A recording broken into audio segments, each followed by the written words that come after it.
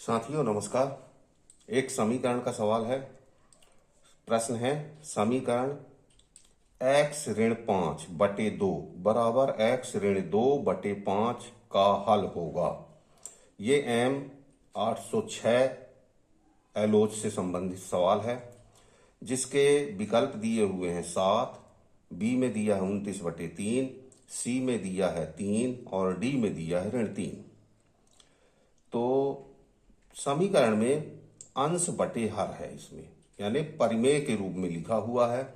ऊपर की संख्या अंश हो गई, नीचे की हर हो गई।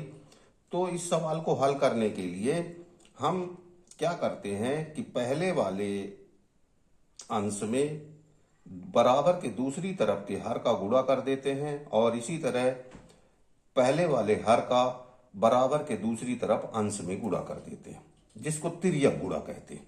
यानी इस तरह आप पहली बार यदि हल कर रहे हैं तो इस तरह आप निशान भी लगा सकते हैं।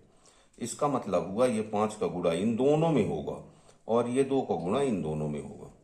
चलिए लिख लेते हैं x ऋण 5 गुणते 5, या तो इस तरफ कर लो या इस तरफ कर लो, दोनों तरफ कर सकते हैं। बराबर x ऋण 2 गुणते ये 2 आ गया। यानी इस 2 का गुणा हम ऊपर के अंश में इसमें कर दिया और ये 5 का गुणा हम पहली वाले परिमेय के अंश में कर दिया। गुणा कर लेते हैं। x का 5 में गुणा करेंगे तो ये 5x आ जाएगा और इसी प्रकार ऋण आ जाएगा, क्योंकि ये धन की है ये ऋण की है। धन ऋण का गुणा करने पे ऋण आता है। 5 का गुणा 5 में करेंगे 25 आ जाएगा। बराबर लगा देंगे दूसरी तरफ बराबर के दाएं हाथ की ओर। 2 का x में गुणा करेंगे 2x आएगा। 2 का 2 में गुणा करेंगे 4 आएगा। चूंकि ये ऋण है यहाँ पे कोई चिन्ह नहीं लगा, धन माना जाएगा। धन और ऋण का गुणा करने पे ऋण आता है। पक्षांतर कर देंगे। पक्षांतर करने में हमको ध्यान रखना है कि x की यानी समान संख्याएं जो हैं उनको एक तरफ कर देना है और जो अंक की संख्याएं हैं उनको एक तरफ कर देना है। अर्थात हमको क्या करना है, चर वाली संख्याएं जो हैं एक तरफ कर लेना। तो चर में क्या कहलाता है, चर वो कहलाता है जैसे ये x है y है जिसका मान बदलते रहता है।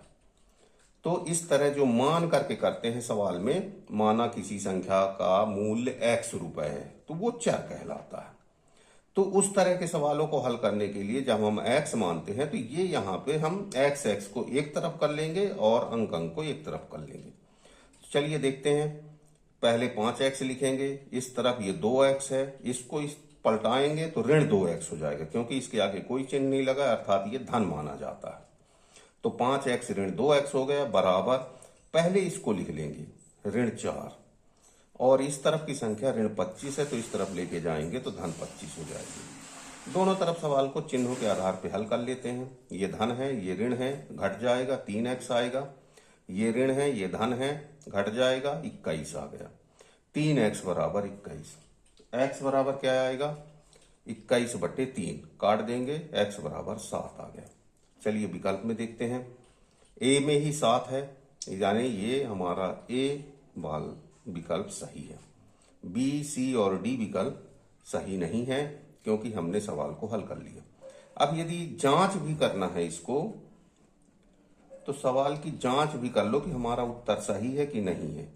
x - 5/2 बराबर x - 2/5। हमने x का मान कितना निकाला है, 7। तो जहां जहां x है वहां हम 7 लिख देंगे।